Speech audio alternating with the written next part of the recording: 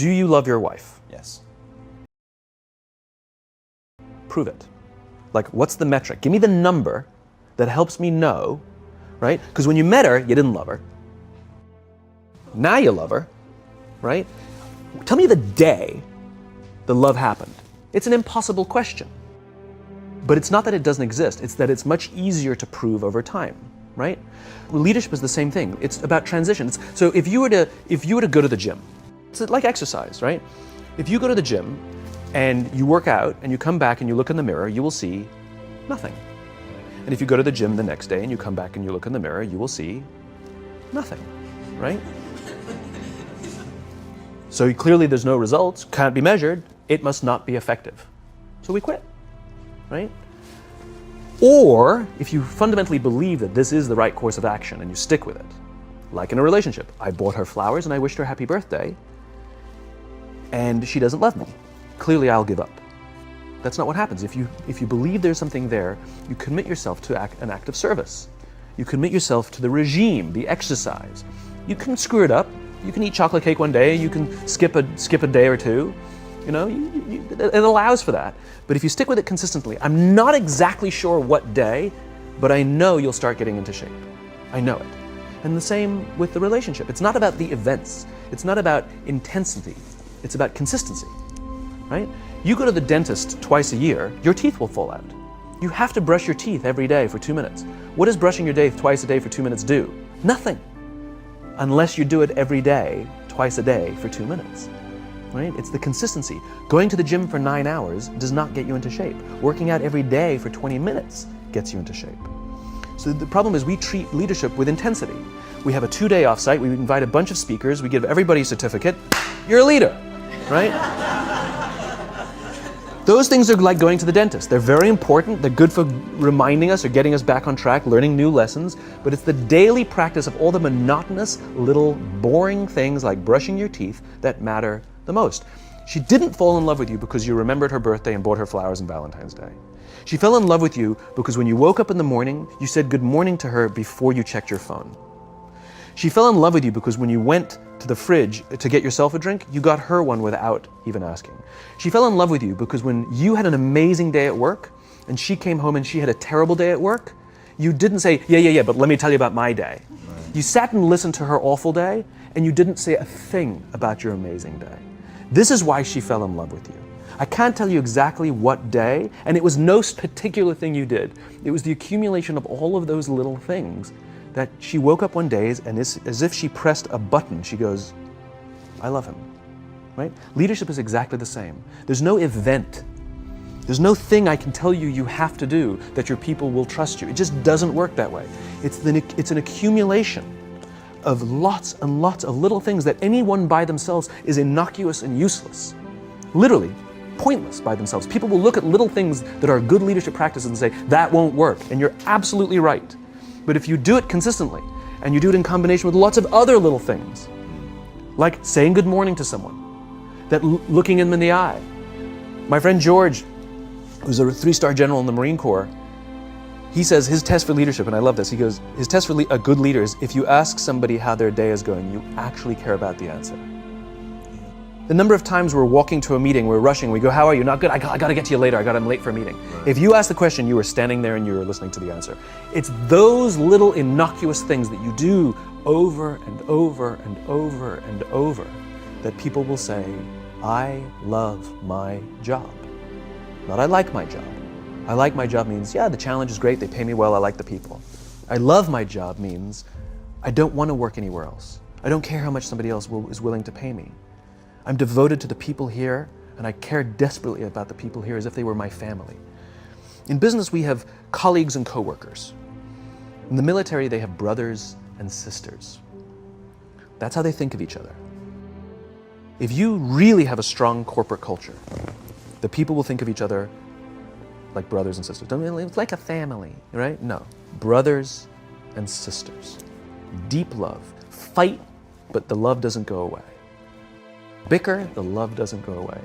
And I'll fight with my sister, but if you threaten my sister, you're gonna have to deal with me, right? We'll fight internally, we'll bicker with each other, but nobody's gonna hurt each other, and if anything from the outside shows up, you're looking at a unified front. Brothers and sisters. Now, how do you create brothers and sisters out of strangers? Common beliefs, common values, parents, in other words, executives who care about their children's success, who care to raise their children, teach them skills, discipline them when necessary, help them build their self-confidence so that they can go on and achieve something more than you could have ever imagined achieving for yourself. That's leadership, an absolute love and devotion for the people who've committed their lives to this enterprise. It's a human thing. So just as you know how your body feels after a good workout, and you know how your body feels after a big greasy meal, you know that one is good for you and one is not, despite what it may taste like. And that's the problem with short-term gains, right? They feel really good in the short term. We're highly, highly, highly trained social animals. We're highly adapted social animals. We can feel social awkwardness, and we can feel when things are going well. You can sense it. You say you have this sense of laughter, around the office. Like, we don't walk around with blinders. We're like I said, we're made to do this. That's why we can assess if somebody's trustworthy or not. That's why we keep our walls and we're like, yeah, his results are great, but I wouldn't trust him. As opposed to letting down your butt, like, I trust her for anything. I trust her with my kids, my money, anything.